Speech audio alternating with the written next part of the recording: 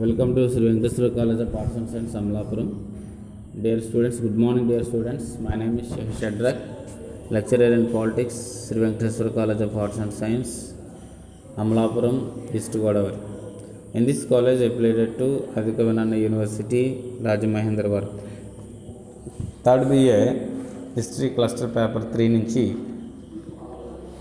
Contemporary History of Andhra Pradesh, second యూనిట్లో 1964 వరకు ఆంధ్రప్రదేశ్ రాజకీయాలలో కమ్యూనిస్టు యొక్క పాత్ర ఏ విధంగా సాగింది.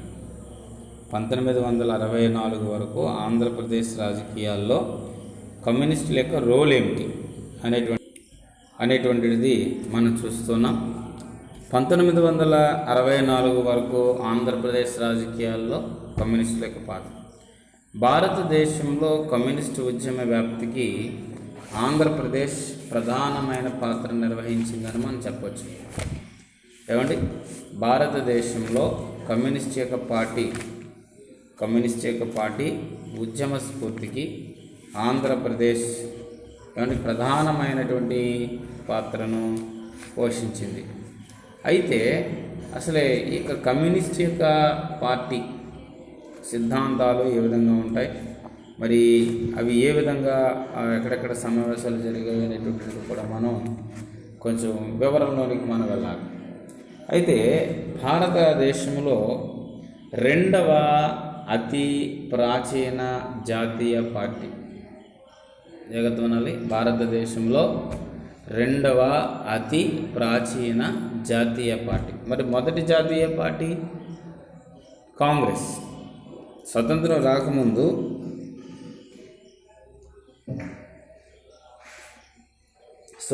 రాకముందు భారతదేశంలో ఉన్నటువంటి పార్టీ వ్యవస్థలో అతి ప్రాముఖ్యమైనది ఏమిటి అంటే జాతీయ కాంగ్రెస్, నేషనల్ కాంగ్రెస్. స్వతంత్రానంతరం అనేక మంది జాతీయ కాంగ్రెస్లో ఉన్నటువంటి వారే పార్టీ ఫామ్ చేయడం వల్ల తర్వాత అది కాంగ్రెస్ పార్టీగా అవతరించింది. అయితే భారతదేశం ఇది రెండవ ప్రాచీన జాతీయ పార్టీగా కమ్యూనిస్ట్ పార్టీని మనం చూస్తున్నాం. అయితే స్వతంత్రానంతరం అనేక విధాలుగా ఇది చీలిపోయింది. ఒక మాటలో చెప్పాలని అంటే ఎంతో ఉత్తేజంగా మరి భారతదేశంలో ఏర్పాటు చేయబడినటువంటి రాజకీయ పార్టీ తర్వాత ఈ పార్టీలో అనేకమైనటువంటి చీలికలు ఏర్పడ్డాయి. ఏదేమైనప్పటికీ కూడా 1920 నుండి భారతదేశంలో చిన్న చిన్న గ్రూపులు ఏర్పడుతూ 1925 సంవత్సరంలో కమ్యూనిస్టు పార్టీని స్థాపించారు. 1925 సంవత్సరంలో డిసెంబర్ 26వ తేదీన డేట్ కూడా నోట్ చేసుకోండి. ఏమండి, భారతదేశంలో 1925 డిసెంబర్ 26వ తేదీన కమ్యూనిస్ట్ పార్టీని స్థాపించారు. ఎవరు స్థాపించారు? మానవేంద్రనాథ్ రాయ్. భారతదేశంలో కమ్యూనిస్టు వ్యాప్తి చెందినప్పటికీ ఈ భావజాలాన్ని పెంపొందింప చేసుకోవడం ద్వారా భారతదేశంలో అత్యున్నతమైనటువంటి మంచి ఫలితాలను కూడా ఇచ్చారు. అయితే కొంతమంది కమ్యూనిస్ట్ పార్టీకి మరి వీరు రైతులకు సంబంధించినటువంటిది రైతు ఉద్యమం బలపరిచి వ్యవసాయ రంగంలో విప్లవాత్మకమైనటువంటి మార్పులను కూడా తీసుకురావడం అనేది జరిగింది. ఏదేమైనప్పటికీ 1925 సంవత్సరంలో కమ్యూనిస్టు పార్టీ స్థాపన అనేటువంటిది జరిగింది. అయితే కమ్యూనిస్టులు 1925 చివరిలో కాన్పూర్లో సమావేశమై ఒక కమిటీని ఎన్నుకున్నారు. యువకులు దేశవ్యాప్తంగా పార్టీ ప్రభావానికి గురయ్యారు. జాతీయ స్థాయిలో కమ్యూనిస్టు పార్టీ నిర్మాణానికి చర్యలు చేపట్టిన ప్రారంభ దినాల్లో ఆంధ్రప్రదేశ్ ఎక్కువ భాగస్వామ్యం పొందుకోలేకపోయింది. అంటే దేశంలోని ఇతర ప్రాంతాల్లో వృద్ధి చెందిన విధంగా ఆంధ్రప్రదేశ్లో అవతరించినటువంటి కమ్యూనిస్టు పార్టీ మరి కొంచెం భిన్నమైన వైఖరిగా ఉందని మనం చెప్తాం. కొన్ని భిన్నమైనటువంటి వైఖరి దేశంలో ఇతర ప్రాంతాల్లో పారిశ్రామిక కేంద్రాలు, పట్టణాల్లో కమ్యూనిస్టు ఉద్యమం బలపడగా ఆంధ్రప్రదేశ్లో గ్రామీణ ప్రాంతాల్లోనే అది దాని యొక్క ప్రభావం ఉండడం అనేటువంటిది మనం చూస్తూ ఉన్నాం. అయితే కమ్యూనిస్ట్ పార్టీలో వచ్చినటువంటి చీలికలు మరి ఏ విధంగా ఆ చీలికలు ఏర్పడ్డాయి అనేటువంటిది కూడా మనం చూద్దాం. నెహ్రూ అనుసరించినటువంటి విధానాల వలన భేదాభిప్రాయాలు పెరిగిపోయి మితవాదులు అతివాదులు కాంగ్రెస్ చీలిపోవడం, ఇలాగా అతివాదుల దృష్టిలో కాంగ్రెస్ ప్రభుత్వము బూర్జువా ప్రభుత్వం అని, పారిశ్రామికవేత్తలకు పెట్టుబడిదారీ వర్గాలకు అనుకూలంగా ఉందని, అమెరికా బ్రిటన్ వంటి దేశాలకు ఇది అటువంటి దేశాలను కాపాడుతుందని అర్థందని 1961 సంవత్సరంలో విజయవాడ సమావేశంలో డాంగే నాయకత్వంలో మితవాదులు నెహ్రూ ప్రభుత్వం సమర్థిస్తూ రష్యా విధానాలను, చైనా వారి విధానాలను మావోయిజములకు దగ్గరయ్యాయి. అంటే ఇక్కడ డాంగే నాయకత్వంలో మితవాదులు చీలిపోగా రష్యా విధానాలను, చైనా విధానాలను అనుసరించి విడిపోవడం అనేటువంటిది కూడా ఇక్కడ మనం చూస్తూ ఉన్నాం. అతివాదులుగా జ్యోతిబాస్ నంబూద్రిపాద్ నాయకత్వంలో CPI, communist party of India. ఏమండి దీంట్లో తర్వాత మళ్ళీ సిపిఎంఎల్ మరియు అనేక నక్సలైట్ల గ్రూపులు కూడా ఏర్పడ్డాయి అతివాదులుగా ఉన్నటువంటి వారు. ఇట్లా మనం చూస్తూ ఉన్నప్పుడు రెండు రకాలైనటువంటి పార్టీలుగా విడిపోవడం అనేటువంటిది మనము ఈ యొక్క కమ్యూనిస్ట్ పార్టీ గురించి మనం చూస్తున్నాం. అయితే ఆంధ్రప్రదేశ్లో కమ్యూనిస్ట్ పార్టీ స్థాపన ఎప్పుడు జరిగింది? ఆంధ్రప్రదేశ్లో కమ్యూనిస్ట్ పార్టీ స్థాపన మద్రాస్ తెలుగు ప్రాంతాల్లో, కోస్తా జిల్లాల్లో ఇది బాగా వ్యాప్తి చెంది ఆంధ్రప్రదేశ్లో కమ్యూనిస్ట్ అవతరణ అనేటువంటిది 1930 సంవత్సరంలో 1930 సంవత్సరంలో కాంగ్రెస్ నాయకత్వంలో జరిగిన సత్యాగ్రహాలు కొంతవరకు కారణమయ్యాయని మనం చెప్పచ్చు. అంటే ఆ సత్యాగ్రహాల్లో జైలుకు వెళ్ళిన యువకులు జైల్లో మొదట టెర్రరిస్ట్ సాహిత్యాన్ని, ఆ తర్వాత కమ్యూనిస్ట్ సాహిత్యాన్ని అధ్యయనం చేశారు. మొదట టెర్రరిస్ట్ సాహిత్యం, తర్వాత కమ్యూనిస్ట్ సాహిత్యం. ఏమీ సాధించకుండానే 1930 నుంచి 33 సత్యాగ్రహం విరమించడంతో కాంగ్రెస్లోని అతివాద భావాలు గల యువకులు అసంతృప్తి చెందారు. స్వతంత్ర సాధనకు ప్రత్యామ్నాయ మార్గాలు వెతకడం ప్రారంభించారు. ఇతర విప్లవకారులతో జరిగిన చర్చల వల్ల వారంతా సోషలిస్ట్ సాహిత్యాన్ని మదనం చేశారు. జైలు నుంచి విడుదలయ్యాక వారందరూ కమ్యూనిస్ట్ పార్టీలో చేరిపోయారు. ఇలాంటి వారిలో మద్దుకూరి చంద్రశేఖరరావు, ఉద్దరాజు రామమ్మ గారు మొదలైనటువంటి వారంతా కూడా ఉన్నారు. మద్దుకూరి చంద్రశేఖరరావు, ఉద్దరాజు రామమ్మ గారు వీళ్ళంతా కూడా ఇందులో ఉన్నారు. సో 1934 సంవత్సరంలో పొచ్చలపల్లి సుందరయ్య ఆంధ్ర ప్రాంతంలో విస్తృతంగా పర్యటించి కమ్యూనిస్టు భావాలు ఉన్నవారితో కమ్యూనిస్ట్ శాఖలను నిర్మించారు. కమ్యూనిస్టు భావాలు ఉన్నవారితో కమ్యూనిస్ట్ శాఖలు 1934 సంవత్సరంలో విజయవాడలో జరిగినటువంటి సమావేశంలో సుందరయ్య కార్యదర్శిగాను, మద్దుకూరి చంద్రశేఖరరావు, పోలేపెద్ది నరసింహారామూర్తి మొదలగు వారితో ఆర్గనైజింగ్ కమిటీని ఏర్పడింది. ఆర్గనైజింగ్ కమిటీ ఆంధ్రాలో ప్రథమ కమ్యూనిస్టు పార్టీ మహాసభ కాకినాడ అన్నదాన సమాజ సత్రంలో 1936 సంవత్సరంలో 10 మంది ప్రతినిధులతో జరిగింది. 1936 సంవత్సరంలో 10 మంది ప్రతినిధులతో జరిగింది. ఈ 10 మంది ప్రతినిధులు ఆ సమావేశంలో మరి వేసవిలో కొత్తపట్నంలో 1936 అంటే ఇప్పుడు ఎగ్జాంపుల్ సభ్యులుగా ఏర్పడ్డారని చెప్పాం కదా. మరి చంద్రశేఖరరావు, కంభంపాటి సత్యనారాయణ, నండూరి ప్రసాదరావు, పులుపుల శివయ్య మొదలైన వారు కూడా మొదటి దశలో ప్రముఖ పాత్ర వహించారని మనం చెప్తాం. ఇక 1936 వేసవిలో కొత్తపట్నంలోను, 1938 వేసవిలో మంతెనవారిపాలెంలోను పెద్ద ఎత్తున కమ్యూనిస్టుల యొక్క రాజకీయ పాఠశాలలు నిర్వహించబడ్డాయి. వందలాది యువకులు ఈ రాజకీయ పాఠశాలలకు హాజరై శిక్షణ పొందారు. మార్క్సిస్ట్ అర్థశాస్త్రం, చారిత్రక భౌతికవాదము, గతి తార్కిక భౌతికవాదం వంటి విషయాలతో పాటు భారత జాతీయోద్యమ చరిత్ర, కమ్యూనిస్ట్ పార్టీ విధానం, వర్గ సంఘాల నిర్మాణం మొదలైన అంశాలన్నిటినీ బోధించేవారు. 1938 సంవత్సరంలో విజయవాడలో ఆంధ్ర రాష్ట్రం 2వ కమ్యూనిస్టు మహాసభ జరిగింది. 1936 నుండి 1939 దాకా ఆంధ్ర ప్రాంతపు జిల్లాల్లో ఆంధ్ర కమ్యూనిస్ట్ పార్టీ నిర్మాణము పటిష్టంగా రూపొందిందని మనం చెప్పవచ్చు. అంటే ఏ రకమైనటువంటి విధానాలు ఉన్నాయి ఏమండి? ఆంధ్రప్రదేశ్లో 1938 సంవత్సరంలో ఆంధ్ర రాష్ట్రం 2వ కమ్యూనిస్టు మహాసభ జరగడంతో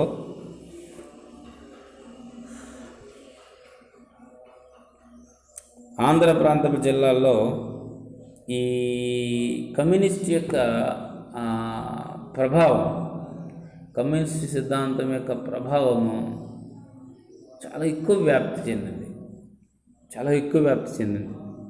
దానికి కారణము పుచ్చలపల్లి సుందరయ్య గారు. ఈయన ఆంధ్రదేశం అంతా కూడా పర్యటించి మరి ముందుగానే మనం చెప్పుకున్నటువంటి విధంగా తన జీవితాన్ని సర్వస్వమును కూడా పార్టీకి అప్పగించి పార్టీ సిద్ధాంతాల కొరకు, పార్టీ నియమాల కొరకు మరి ముందుకు కొనసాగినటువంటి వారిగా మనం చూస్తున్నాం. కాబట్టి తెలంగాణలో ఇప్పుడు ఇంతవరకు ఆంధ్రాలో కమ్యూనిస్ట్ పార్టీ స్థాపన మనం చూసాం. ఇక ముందు తెలంగాణలో కూడా కమ్యూనిస్ట్ పార్టీ పుట్టుక ఏ విధంగా జరిగింది ఏమంటే, ఆంధ్ర ప్రాంతంలో కన్నా తెలంగాణ ప్రాంతంలో కమ్యూనిస్ట్ ఉద్యమం చాలా ఆలస్యంగా ప్రారంభమైంది. కానీ ఆంధ్రప్రదేశ్లో కన్నా కమ్యూనిస్ట్ యొక్క ప్రభావము ఈరోజు ఆంధ్రాలో కంటే తెలంగాణలో మనం ఎక్కువగా చూస్తాం. నిజాం నిరంకుశ పాలనలో ప్రజలకు ఎలాంటి హక్కులు లేవు. కనీసం నీళ్లు చేదుకోవడానికైనా, ఆహారం చేదుకోవడానికైనా ఏమండి ఆ ఎదురుగా వచ్చి మాట్లాడేటువంటి పరిస్థితి కానీ అక్కడ ఏమీ కనబడవు, ఏముండవు అవి. సో కాబట్టి అవి అటువంటి హక్కులన్నీ కూడా వారు లేవు వాళ్ళకి. అర్థమైందండి. మరి అటువంటి పరిస్థితుల్లో ప్రజా ఉద్యమము తలెత్తడానికి నిజాం ప్రభుత్వము సహించలేక దీన్ని ఆదిలోనే తుంచేయాలనుకుంది. ఆదిలోనే ఉద్యమాన్ని ఆపేయాలనుకుంది. చాలా ప్రయత్నాలు చేసింది. హైదరాబాద్ నగరంలో విద్యార్థులు కొందరు కామ్రేడ్ అసోసియేషన్ అనే పేరుతో మార్క్సిజంను అధ్యయనం చేయసాగారు. కామ్రేడ్ అసోసియేషన్ ఇలాంటి వారంతా కలిసి 1939లో హైదరాబాద్ కమ్యూనిస్ట్ కమిటీని ఏర్పరిచారు. ఆది నుండి ఈ కమిటీకి ఆంధ్ర ప్రాంతంలో కమ్యూనిస్ట్ కమిటీతో సంబంధాలు ఉండేవి. ప్రారంభం నుండి కూడా ఈ కమిటీకి ఆంధ్ర ప్రాంతంలో కమ్యూనిస్ట్ కమిటీతో సంబంధాలు ఉండేవి. ప్రారంభంలో హైదరాబాద్ కమ్యూనిస్ట్ కమిటీ రాజకీయ తరగతులను నిర్వహించేది. హైదరాబాద్ సంస్థానంలో రాజకీయ కార్యకలాపాలపై నిషేధం ఉండుట వలన తెలంగాణ ప్రాంతపు కమ్యూనిస్టులందరూ, జాగ్రత్తగా వినాలి, తెలంగాణ ప్రాంతపు కమ్యూనిస్టులందరూ సంక్షేమ కార్యక్రమాలు నిర్వహిస్తున్నట్లు ప్రజా సంస్థల్లో చేరి పనిచేయడానికి నిశ్చయించుకున్నారు.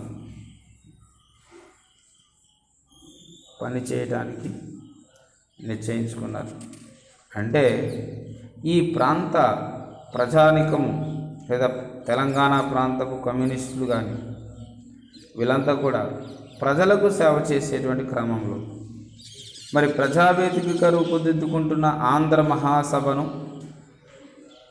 ఆంధ్ర మహాసభలో కమ్యూనిస్టులు చేరారు. ఆంధ్ర మహాసభలో కమ్యూనిస్టులు ప్రముఖ పాత్ర వహిస్తూ 1940 నాటికి ఆంధ్ర మహాసభ కమ్యూనిస్టుల ఆధీనంలోనికి వచ్చింది. రావి నారాయణ రెడ్డి, దేవులపల్లి వెంకటేశ్వరరావు, సర్వదేవభట్ల రామనాథం, ఆరుట రామచంద్రారెడ్డి, బద్దం ఎల్లారెడ్డి, ముక్తుం మొహముద్దీన్ మొదలగు వారంతా ప్రముఖ కమ్యూనిస్టులుగా రూపొందారు.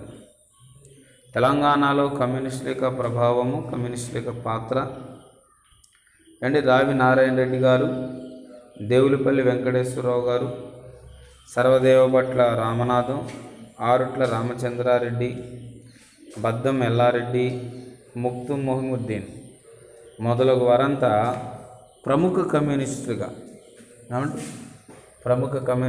పేరుగాంచారు. తర్వాత ఈ భావజాలాన్ని ప్రజా సంఘాల్లోనికి తీసుకెళ్లారు. ప్రజా సంఘాలు అంటే రైతు సంఘము, విద్యార్థి సంఘాలు, వ్యవసాయ కూలీల సంఘాలు, కార్మిక సంఘాలు, ఇవన్నీ ప్రజా సంఘాలు. మరి మహిళా సంఘాలు కానీ లేదా ఏదైనా ఒక లక్ష్యము కొరకు కొంతమంది చేసేటువంటి అంశాల్లో అంటే ప్రజా సమూహముగా ఉన్నటువంటి వాటిని మనం ప్రజా సంఘాలు అంటున్నాం. రాను ఈ ప్రభావము ప్రజా సంఘాల ఏర్పాటుకు దారితీసింది. అంటే ప్రజలను వివిధ సమస్యలపై సమీకరించడానికి ఒక యూనిటీగా ఐక్యత కలిగి ఒక యూనిటీగా ఉన్నట్లయితే దానిని మనం సాధించగలుగుతాము అనేటువంటి దృక్పథాన్ని వారిలో పెంపొందింపచేసి వారిని కొన్ని సంఘాల స్థాపనకి మరి అనుకూలంగా వారిని మలిచారు.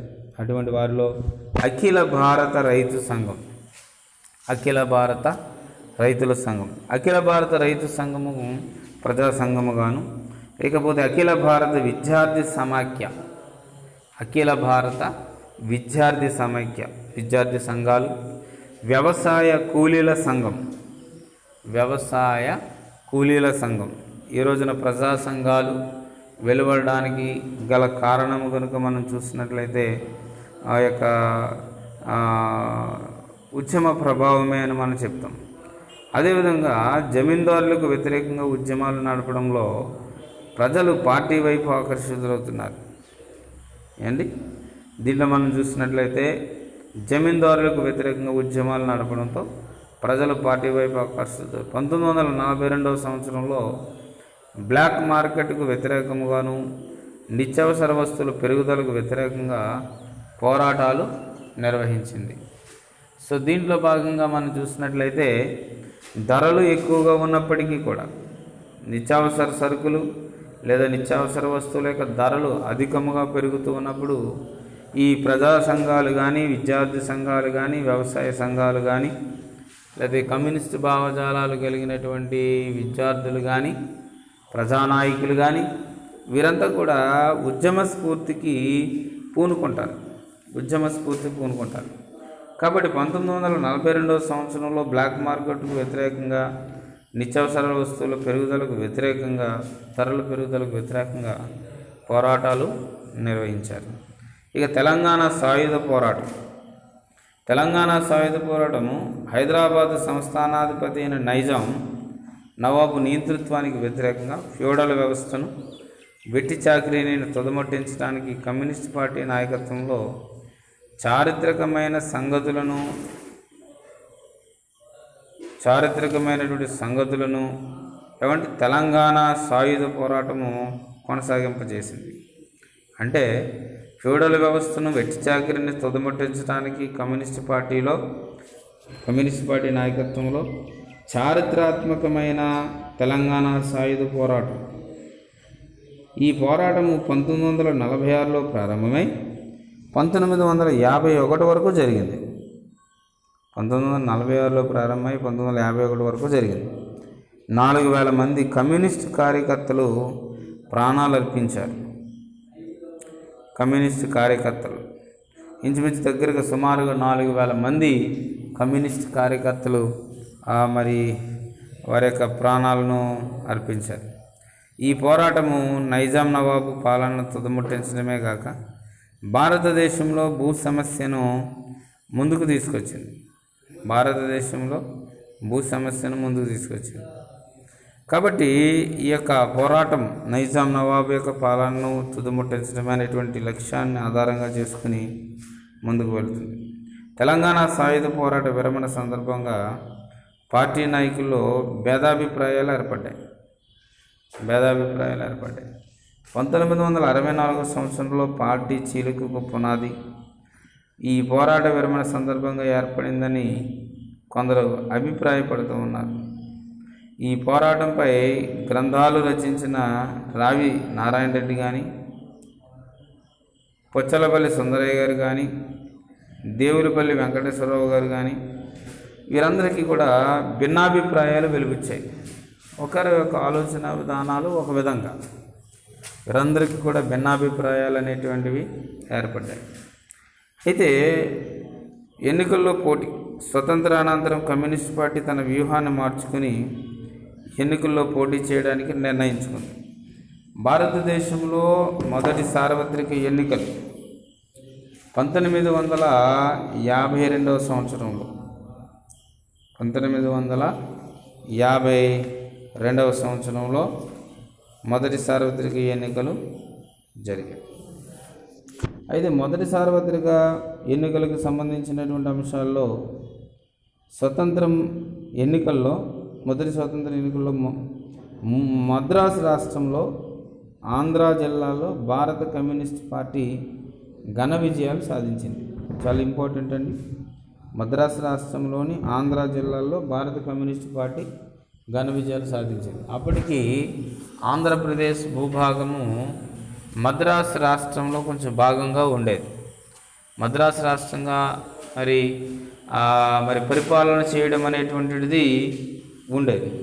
కాబట్టి ఆ ప్రాంతం ఏదైతే ఉందో చిత్తూరు, మరి కర్నూలు అటువంటి ప్రాంతాల్లో, నెల్లూరు అటువంటి ప్రాంతాల్లో మనం చూస్తూ ఉన్నప్పుడు కమ్యూనిస్ట్ యొక్క భావజాలము బాగా పెరిగింది. మరి అయితే ఆంధ్ర ప్రాంతంలో ఇతర పార్టీల కన్నా ఎక్కువ శాసనసభ స్థానాలు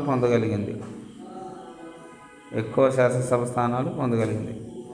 ఆంధ్ర జిల్లాలో ఉన్న మొత్తం స్థానాలు 140 కాగా కమ్యూనిస్ట్ పార్టీ 41 స్థానాల్లో గెలుపొందగా కాంగ్రెస్ 40 స్థానాలు మాత్రమే గెలుచుకుంది. మరి ఈ విధంగా మనం పరిశీలన చేసినట్లయితే రాజకీయాలలో కమ్యూనిస్ట్ పార్టీ అంటే మరొక 8 స్థానాలు, 40 స్థానాలు కాంగ్రెస్ కైవసం చేసుకుంటే 41 కమ్యూనిస్ట్ పార్టీ కైవసం చేసుకుంటే మరో 8 స్థానాల్లో కమ్యూనిస్ట్ పార్టీ బలపరిచినటువంటి స్వతంత్ర అభ్యర్థులు గెలిచారు. కాంగ్రెస్ పట్ల గల ప్రజా వ్యతిరేకతను కమ్యూనిస్టుల విజయానికి ప్రజలు సహాయకారి అయ్యింది. కాబట్టి ఈ 1953 సంవత్సరంలో ఆంధ్ర రాష్ట్రం ఏర్పడినాక మరొక బలయుక్తమైనటువంటి ప్రతిపక్షము వ్యవహరించారు. అంటే ఈ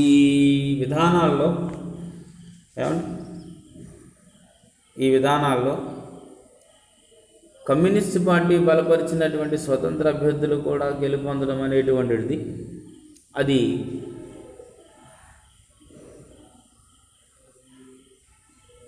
కమ్యూనిస్ట్ పార్టీకి అనుకూలతను సూచిస్తుంది. అంటే వారు కూడా ఆ 8 మంది సభ్యులు కూడా కమ్యూనిస్ట్ పార్టీని బలపరిచినటువంటి స్వతంత్ర అభ్యర్థులు గెలుపొందారు. కాబట్టి అప్పుడు వారు ఆంధ్ర రాష్ట్రంలో ఏర్పడినటువంటి కమ్యూనిస్టు బలవత్తరమైనటువంటి ప్రతిపక్షంగా కూడా ఏర్పడినట్లుగా మనం చూస్తున్నాం. ఇక 1952 తెలంగాణలో సాధారణ ఎన్నికలు. 1952లో తెలంగాణలో జరిగినటువంటి సాధారణ ఎన్నికల విషయాల్లో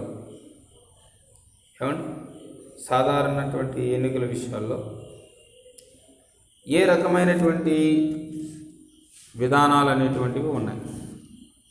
ముఖ్యంగా మనం చూసినట్లయితే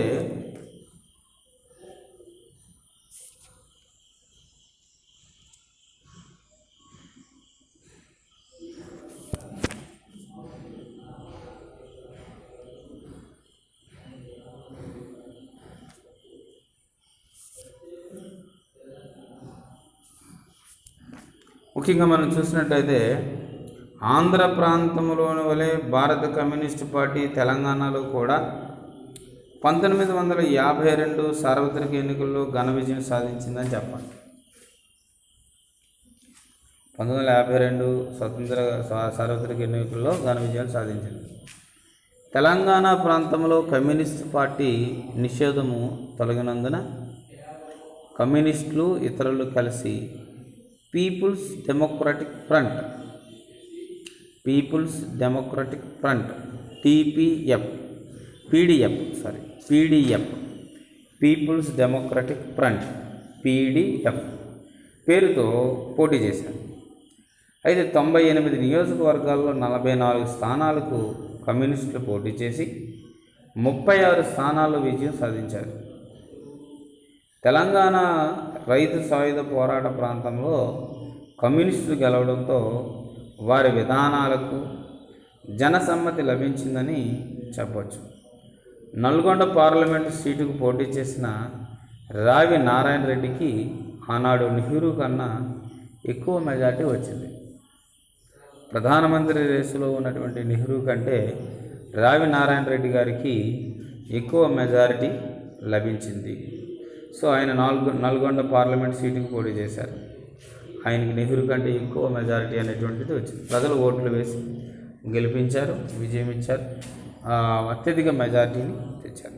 అంటే అత్యధిక మెజారిటీ అంటే రావి నారాయణ రెడ్డి గారి మీద ఉన్నటువంటి లేదా పార్టీ సిద్ధాంతాల మీద ఉన్నటువంటి అభిమానంతో ప్రజలందరూ కూడా అలాగ ఆకర్షితులయ్యారు.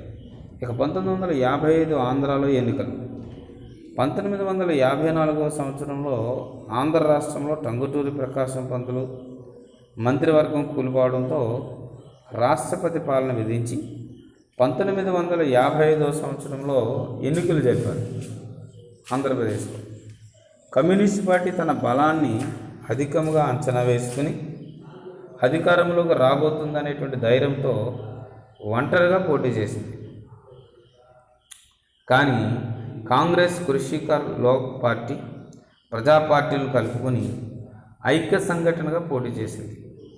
అప్పుడు కాంగ్రెస్కి 38.71% ఓట్లతో 15 సీట్లు మాత్రమే లభించాయి. కమ్యూనిస్టు పార్టీకి 30% ఓట్లు లభించినప్పటికీ ఈ ఓటమి పార్టీ సభ్యులలోనూ నాయకత్వంలోనూ నిస్పృహ కలిగించింది. అంటే ఈ ఒంటరిగా పోటీ చేయడం వలన సాధించాలనుకున్నటువంటి సీట్లు సాధించలేకపోయింది. అదేవిధంగా కాంగ్రెస్ కొన్ని పార్టీలను కలుపుకొని ఐక్య సంఘటనగా మరి పోటీ చేయడం వల్ల అది అధికారమును చేజిక్కించుకున్నట్టుగా మనం చూస్తున్నాం. 1957 సంవత్సరంలో తెలంగాణ జరిగిన ఎన్నికలు. 1957 సంవత్సరం తెలంగాణ ప్రాంతంలో శాసనసభ జరిగిన ఎన్నికల్లో బాగా ప్రభావం చూపింది. దేని ప్రభావము? 1955 శాసనసభల ఎన్నికల ప్రభావం. 1955 సంవత్సరంలో ఆంధ్రాలో జరిగినటువంటి ఎన్నికల ప్రభావము 1957 సంవత్సరంలో తెలంగాణలో జరిగినటువంటి ఎన్నికల మీద ఎంతో ప్రభావాన్ని చూపింది. ఆంధ్రప్రదేశ్ ఏర్పాటు తర్వాత మొదటిసారిగా తెలంగాణ ప్రాంతంలో శాసనసభ స్థానాలకు ఎన్నికలు జరిగాయి. కమ్యూనిస్ట్ పార్టీ తన బలాన్ని చాలా కోల్పోయింది. 65 స్థానాల్లో అభ్యర్థులు పోటీ చేయగా కేవలము 20 మంది మాత్రమే గెలిచారు. 65 స్థానాల్లో పోటీ చేయగా కేవలం అభ్యర్థులు 20 మంది మాత్రమే గెలుపొందడం జరిగింది. ఓటమిని చవి చూడవలసి వచ్చింది. 1955 సంవత్సరంలో ఆంధ్రాలో జరిగినటువంటి ఆ యొక్క ఎన్నికల ప్రభావము 1957 తెలంగాణలో జరిగినటువంటి ఎన్నికల్లో ఎంత ప్రభావాన్ని చూపిందో మనం ఇక్కడ చూస్తున్నాం. ఇక 1962 ఆంధ్రప్రదేశ్లో జరిగినటువంటి ఎన్నికల గురించి కూడా మనం వివరించుకుందాం. ఆంధ్రప్రదేశ్ అవతరణ తరువాత మొదటిసారిగా రాష్ట్రమంతా శాసనసభ స్థానాలకు 1962లో ఎన్నికలు జరిగాయి. ఈ సమయంలోనే భారత కమ్యూనిస్ట్ పార్టీ నాయకుల్లో సిద్ధాంత విభేదాలు ఎక్కువ అవడం, కమ్యూనిస్ట్ పార్టీ మొత్తం 136 స్థానాల్లో పోటీ చేయగా కేవలం 51 స్థానాల్లో మాత్రమే విజయాన్ని సంపాదించింది. 136 శాసన స్థానాల్లో పోటీ చేయగా కేవలం 51 స్థానాల్లో మాత్రం విజయం సంపాదించింది. మరి ఇంతకుముందు శాసనసభల్లో కమ్యూనిస్టు పార్టీకి చెందినటువంటి శాసనసభ్యుల సంఖ్య 33 మాత్రమే ఉంది. ఈ ఎన్నికల్లో తక్కువ శాతం ఓట్లు పొందిన కమ్యూనిస్టులు ఎక్కువ శాతం ఓట్లు సంపాదించుకోగలిగారు. కేవలము 17.51 పొందిన కమ్యూనిస్టులు మరి ఈ 17.51 సీట్లు పొందడం జరిగింది. మరి ఎన్నికల్లో కమ్యూనిస్ట్ పార్టీ పలుకుబడి అత్యున్నత శిఖరాలను తాకింది అని మనం చెప్పవచ్చు. దీని తర్వాత మళ్ళీ కమ్యూనిస్టులు ఎన్నికల్లో తమ ప్రాచుర్యాన్ని ప్రదర్శించలేకపోయారనే విషయాన్ని కూడా ఇక్కడ మనం చూడాలి. మరి దానికి కొన్ని కారణాలుగా మనం చూసినట్లయితే 1964 సంవత్సరంలో కమ్యూనిస్టు పార్టీ రెండుగా చీలిపోయింది.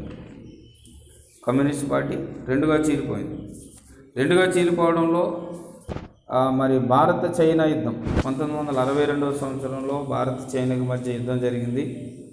తర్వాత ఈ కమ్యూనిస్టు పార్టీలో భేదాభిప్రాయాలు రావడం జరిగింది.